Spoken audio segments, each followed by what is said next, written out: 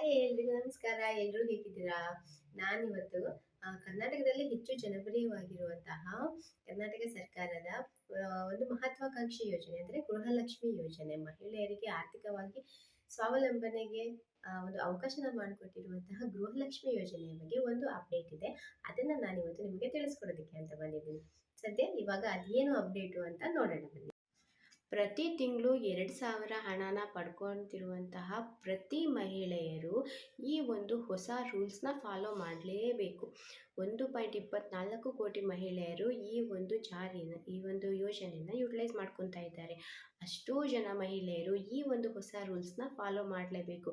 ಅದೇನು ರೂಲ್ಸ್ ಅಂತ ಹೇಳಿದ್ರೆ, ಜೀವಿತ ಪ್ರಮಾಣ ಪತ್ರ ಅನ್ನೋ ಒಂದು ಹೊಸ ರೂಲ್ಸ್ನ ಕರ್ನಾಟಕ ರಾಜ್ಯ ಸರ್ಕಾರ ಮಹಿಳಾ ಮತ್ತು ಮಕ್ಕಳ ಆಯೋಗ ಇದನ್ನು ಜಾರಿಗೆ ತರ್ತಾ ಇದೆ. ಯಾಕೆ ಇದನ್ನು ಜಾರಿಗೆ ತರ್ತಾ ಇದೆ? ಇಷ್ಟು ದಿನ 2,000 ಅಂತಂದರೆ ಮಹಿಳೆಯರು ಇತ್ತೀಚಿನ ಕಂತು ಅಂದರೆ 26ನೇ ಕಂತುವರೆಗೂ ಹಣನ ಪಡ್ಕೊಂಡಿದ್ದಾರೆ. ಈಗೇನು ಹೊಸದಾಗಿ ರೂಲ್ಸು ಅಂತ ನೋಡೋದಾದರೆ, ಮುಂದೆ ಗೃಹಲಕ್ಷ್ಮಿ ಯೋಜನೆಯ ಫಲಾನುಭವಿಗಳು ತಮ್ಮ ಖಾತೆಗೆ ತಡೆರಹಿತ ಹಣವನ್ನು ಪಡ್ಕೋಬೇಕು ಅಂತ ಹೇಳಿದ್ರೆ ಈ ಜೀವಿತ ಪ್ರಮಾಣ ಪತ್ರವನ್ನ ಸಲ್ಲಿಸಲೇಬೇಕು. ಇದೇ ಒಂದು ಹೊಸ ರೂಲ್ಸ್.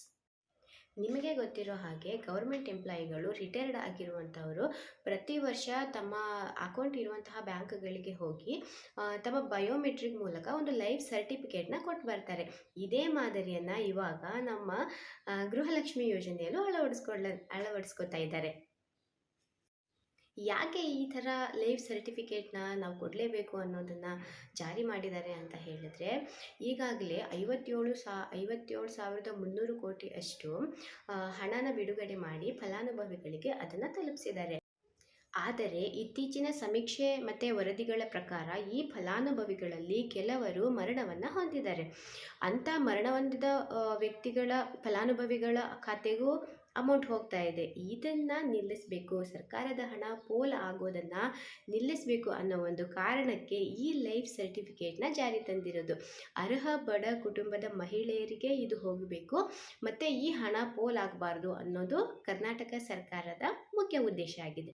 ಸರಿ, ಹಾಗಾದರೆ ನಾವೇನು ಮಾಡಬೇಕು? ನಾವು ಹೇಗೆ ಲೈಫ್ ಸರ್ಟಿಫಿಕೇಟ್ನ ಸಲ್ಲಿಸೋದು ಅಂತ ಹೇಳೋದಾದರೆ, ನಿಮ್ಮ ಹತ್ತಿರದ ಗ್ರಾಮ ಒನ್ ಕೇಂದ್ರಗಳು ಅಥವಾ ಕರ್ನಾಟಕ ಒನ್ ಕೇಂದ್ರಗಳಿರ್ತವೆ, ಅಥವಾ ನೀವು ನಿಮ್ಮ ಅಕೌಂಟ್ ಇರುವಂತಹ ಬ್ಯಾಂಕ್ಗಳಿಗೆ ಹೋಗಿ ನಿಮ್ಮ ಬಯೋಮೆಟ್ರಿಕ್ನ ಅಲ್ಲಿ ಕೊಡಬೇಕು. ನೀವು ಬಯೋಮೆಟ್ರಿಕ್ನ ಈ ಮೂಲಕ ನೀವು ಬದುಕಿರೋದನ್ನು ದೃಢಪಡಿಸಿದ್ರೆ ಸಾಕು. ಮತ್ತು ಯಾವಾಗ ಇದನ್ನು ಮಾಡಬೇಕು ಅಂತ ಹೇಳಿದ್ರೆ, ಇದನ್ನು ಯಾವಾಗ ಅಂದರೆ ನಾವು ಮಂತ್ಲಿ ನಮಗೆ ಅಕೌಂಟ್ಗೆ 2,000 ಹಣ ಬರ್ತಾ ಇದೆ, ಹಾಗಂತ ನಾವು ಮಂತ್ಲಿ ಬಯೋಮೆಟ್ರಿಕ್ನ ಕೊಡೋ ಅಗತ್ಯ ಇಲ್ಲ. ವರ್ಷಕ್ಕೆ ಒಂದು ಸಾರಿ ಈ ಥರ ಮಾಡಿದ್ರೆ, ವರ್ಷಕ್ಕೆ ಒಂದು ಸಾರಿ ನಾವು ಬಯೋಮೆಟ್ರಿಕ್ನ ಕೊಟ್ಟರೆ ಸಾಕು. ಇನ್ನೊಂದು ಮುಖ್ಯವಾದ ಮಾಹಿತಿ ಏನು ಅಂತ ಹೇಳಿದರೆ, ನಾವು ಬಯೋಮೆಟ್ರಿಕ್ನ ಕೊಡೋದಕ್ಕೆ, ನಮ್ಮ ಲೈಫ್ ಸರ್ಟಿಫಿಕೇಟ್ನ ಕೊಡೋದಕ್ಕೆ ನಾವು ಗ್ರಾಮ ಒನ್ ಕೇಂದ್ರಗಳಿಗೆ ಹೋದಾಗ ನಮ್ಮ ಆಧಾರ್ಗೆ ಲಿಂಕ್ ಆಗಿರುವಂತಹ ಮೊಬೈಲ್ ಫೋನನ್ನು ತೆಗೆದುಕೊಂಡು ಹೋಗಬೇಕು. ಇವಾಗ ವಯಸ್ಸಾಗಿರೋರು ಇರ್ತಾರೆ, ಬೇರೆ ಏನೋ ತಾಂತ್ರಿಕ ದೋಷಗಳಿಂದ ನಮಗೆ ಬಯೋಮೆಟ್ರಿಕ್ ಬರಲಿಲ್ಲ ಅಂತ ಹೇಳಿದ್ರೆ, ನಮ್ಮ ಆಧಾರ್ಗೆ ಲಿಂಕ್ ಆಗಿರುವಂತಹ ಮೊಬೈಲ್ ಫೋನ್ನಲ್ಲಿ ಒಂದು OTP ಬರುತ್ತೆ. ಆ OTPನ ಹೇಳೋದ್ರ ಮೂಲಕ ನಮ್ಮ ಲೈಫ್ ಸರ್ಟಿಫಿಕೇಟ್ನ ನಾವು ಸಲ್ಲಿಸ್ಬೋದು. ಇದು ತುಂಬ ಉಪಯುಕ್ತವಾದ ಮಾಹಿತಿ.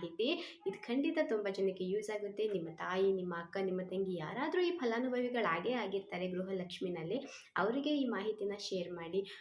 ಮತ್ತು ಕರ್ನಾಟಕ ಸರ್ಕಾರ ಇದ್ರ ಬಗ್ಗೆ ಅಧಿಕೃತವಾಗಿ ಪ್ರಕಟಣೆಯನ್ನು ಹೊರಡಿಸುತ್ತೆ. ಯಾವಾಗ ಅಂತ ಹೇಳಿದ್ರೆ, ಇನ್ನು ಕೆಲವೇ ದಿನಗಳಲ್ಲಿ ಈ ಪ್ರಕಟಣೆ ಜಾರಿಯಾಗಿ ಅವರು ನಿಗದಿಪಡಿಸಿರುವಂತಹ ಟೈಮಿಗೆ ನಮ್ಮ ಸರ್ಟಿಫಿಕೇಟ್ನ ನಾವು ಸಬ್ಮಿಟ್ ಮಾಡಿ ಈ ತಡೆರಹಿತ ಗೃಹಲಕ್ಷ್ಮಿ ಹಣನ ನಾವು ಪಡ್ಕೊಳ್ಳೋಣ ಅಂತ ಹೇಳ್ತಾ, ಈ ಯೋಜನೆಯ ಬಗ್ಗೆ ನಾನು ಮಾತಾಡಿದ್ದೀನಿ. ನಿಮಗೆಲ್ಲರಿಗೂ ಇಷ್ಟ ಆಗಿದ್ದರೆ ಲೈಕ್ ಮಾಡಿ, ಶೇರ್ ಮಾಡಿ, ಸಬ್ಸ್ಕ್ರೈಬ್ ಮಾಡಿ. Thank you.